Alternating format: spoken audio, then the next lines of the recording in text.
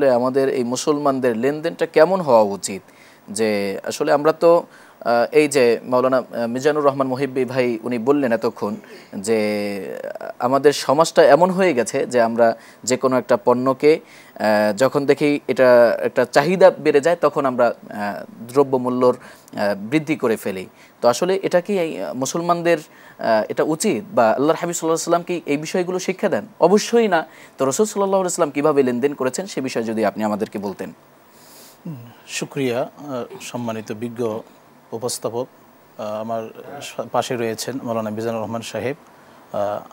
আল্লাহ তাআলা প্যারা নবী মুহাম্মদ রাসূলুল্লাহ সাল্লাল্লাহু আলাইহি ওয়াসাল্লামের মাধ্যমে এই গোটা উম্মতকে, গোটা জাতিকে যে সত্য আদর্শে শিক্ষা দিয়েছেন, এর মধ্যে একটা উল্লেখযোগ্য ছিল ব্যবসায়ের ক্ষেত্রে সততা, যে ব্যাপারে রাসূল করিম সাল্লাল্লাহু আলাইহি ওয়াসাল্লাম উম্মতকে হাদিস শুনিয়েছেন, আত্তাজিরু সুদুকুল আমিন মা'আন নাবিয়্যিন ওয়াস সিদ্দিকিন ওয়াশ শুহাদা ওয়াস সালিহিন, যে সৎ ব্যবসায়ী সততার সাথে যে ব্যবসা পরিচালনা করে তার কিয়ামতের ময়দানে হাসরের মাঠে তার অবস্থান হবে নবীদের সাথে, সিদ্দিকিনদের সাথে, শহীদদের সাথে। সুবহানাল্লাহ।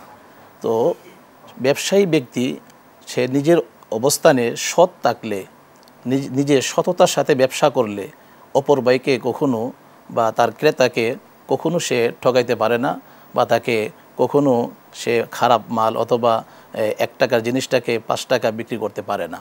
আমরা কিন্তু দেখেছি যে আমাদের যে পূর্ববর্তী যে সমস্ত ইমামরা ছিলেন তারা কিন্তু অনেকেই ব্যবসায়ী ছিলেন, বিশেষ করে ইমামে আজম আবু হানিফা রাহিমাহুল্লাহু তাআলা তিনি কিন্তু ব্যবসায়ী ছিলেন। আমরা এইভাবে আমাদের পূর্বকার যত ইমামদেরকে দেখব তারা কিন্তু ইলমের খেদমত যেভাবে করেছেন একই সাথে তারা ব্যবসা করেছেন। জি, বুখারী শরীফে ইমাম বুখারী রাহমাতুল্লাহ আলাইহি ওনার নিজের একটি ঘটনা লিখেছেন যে উনি একটি পণ্য 5000 টাকা 5000 দিনারে বিক্রি করার ওয়াদা করেছিলেন একটা কাফেলার কাছে। তো এই কাফেলা 1 দিন 2 দিন 3 দিন অতিবাহিত হয়ে যাওয়ার পরেও ফিরে আসে নাই মালটাকে নিয়ে যাওয়ার জন্য।